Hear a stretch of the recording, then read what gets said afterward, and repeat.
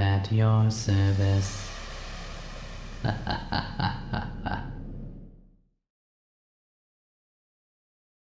Death. The end of the life of a person or organism. Death is unique in that everyone perceives it differently. Some of you see death as something that is beautiful, something that should be cherished. Some of you, however, are afraid to die. The state of no longer existing is incomprehensible and terrifying. Maybe this is why religion was created, to give sufferers of thanatophobia hope that they can live on even after they die. Are you afraid of death?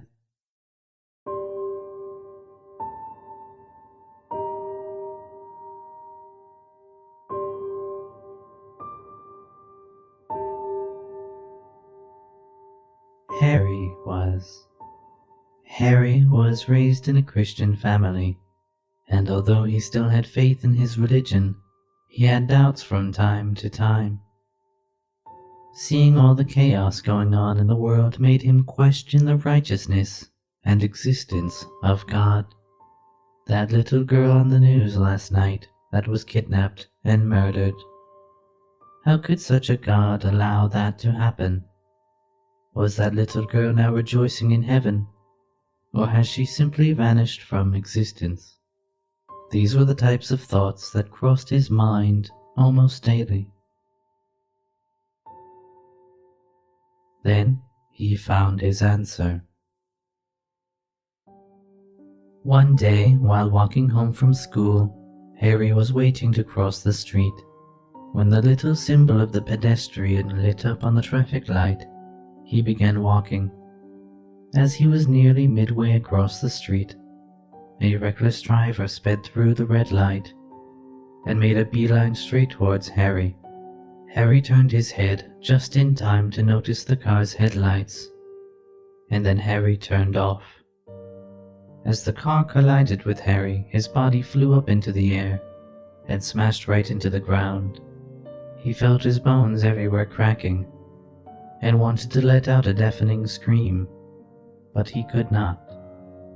As his skull cracked open and blood began pouring out of his head like a waterfall, the only thing he could think about was screaming to alleviate the excruciating pain. But his mouth was frozen. In fact, his entire body was frozen. His eyes, which were still open, wouldn't shut. His heart stopped beating, and he was no longer breathing. It was as if each organ was paralyzed, yet somehow he was still able to perceive things. He was beyond terrified. The driver ran from his car towards Harry's limp body. Harry, still limp on the ground, listened to the driver calling the police. Harry listened to the driver's entire conversation with the police. They kept him on the phone until the police finally arrived. There was a medical examiner with them that checked Harry's pulse and told the officers that he was dead. The driver began crying, and Harry wanted to cry much more, but he clearly could not. One of the police officers closed Harry's eyes, now limiting one of his senses. He was now in the dark and was filled with an even greater sense of dread as he felt his body being lifted up and taken away.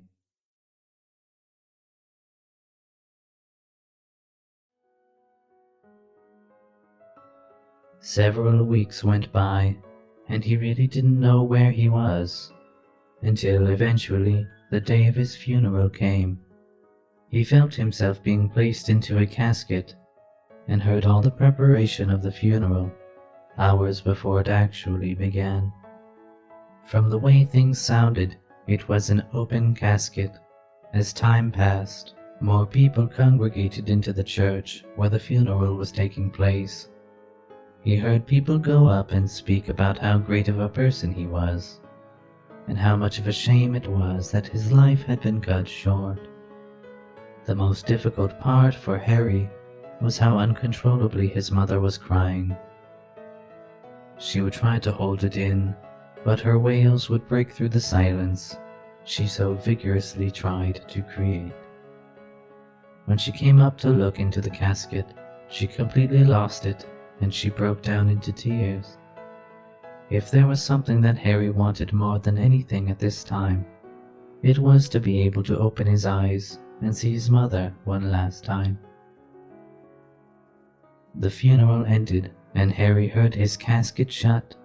He felt himself being carried to his burial plot and being lowered into the ground. He had definitely experienced a lot of terrifying things in his life, but nothing could compare to this. Being buried alive, well, dead actually, was making him agonizingly claustrophobic. There was no relief from his anguish. Yet, the years passed anyway. As the time went on, things only got more difficult. He had no way of telling what time it was, whether anyone was walking above him, or really anything at all for that matter. He just felt bitterly cold. It wasn't long before bugs were able to make their way into the casket as well. The bugs hardly even bothered him as they crawled up and down his body, into what was left of his decaying skin. He sometimes tried to escape reality by thinking of past events in his life, but the state he was in proved inescapable, even temporarily. Harry was truly doomed to a terrible fate for eternity. He had lost all faith. Trust me, death is not the end, but you will wish it was.